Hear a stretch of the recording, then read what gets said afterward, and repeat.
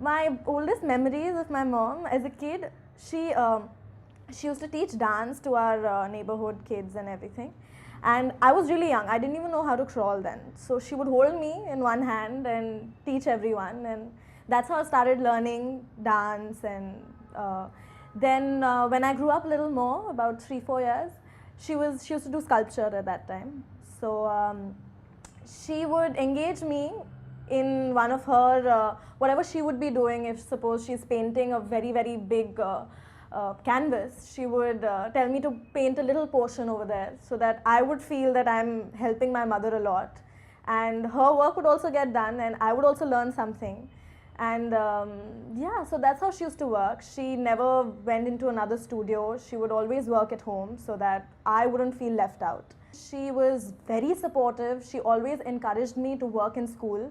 I was a part of all cultural activities in school because she would sort of train me at home, encourage me to go ahead, do stuff.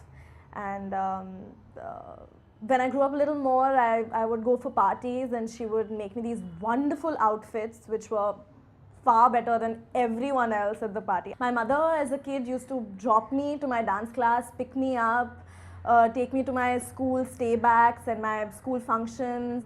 My first experience on stage was when I was a part of my mother's multimedia production, I Feel Life to Be Green.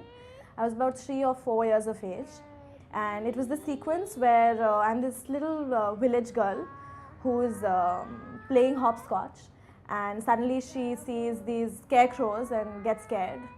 So it came very naturally to me since it was my first time on stage.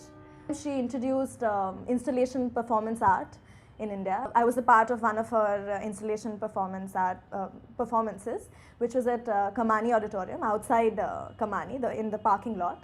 It was called Death of Desire, where I was about 5 or 6 years of age, I think, and I had to paint and draw these outlines of my mother, and which I found very interesting. At that time I thought, oh, my mother's given me this big responsibility and I have to do this.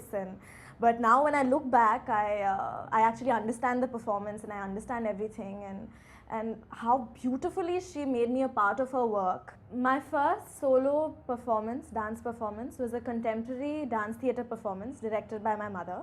It was at Alliance Française and it was called Tunnel Vision. This was a performance where there was film, which my mother had directed. For the first time she made a short film, which was shown at the back, along with which there was theatre, there were dialogues, and there was a poem that I recited, and there was dance. So this was a very, very new concept, and it was my first solo performance.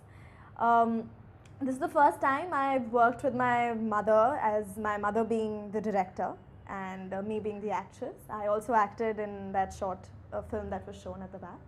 It was based on women feticide, the issues that a woman faces when she's a child and when she grows up and when she's abandoned.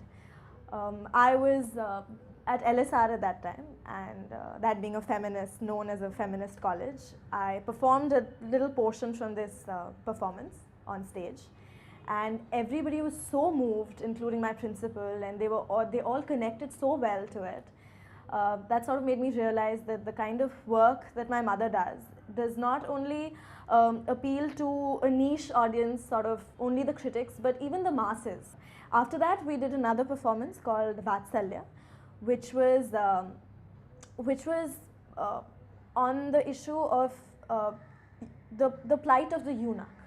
When a eunuch grows up and they have to become a part of their community and sort of do what the entire community does, what does one go through? This was purely, I had choreographed it on Odissi. It was based on Odissi.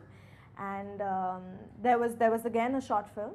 There was a film and there was dance, and it was beautifully mixed. Ratnabali finished school in 1972 in the Fine Arts stream. Seeing her talent, Ratnabali's art teacher Krishna Rai Chaudhuri insisted that she join Kala Bhavan at Shantiniketan, Vishwa Bharati, founded by Rabindranath Tagore. While her mother was not in favor of her going to Shantiniketan, her sister Sucharita Basu and her brother-in-law Kalyan Kumar Basu helped her gain admission there. At Kala Bhavan, she busied herself learning sculpture, painting and graphics all day and spent her evenings learning dance.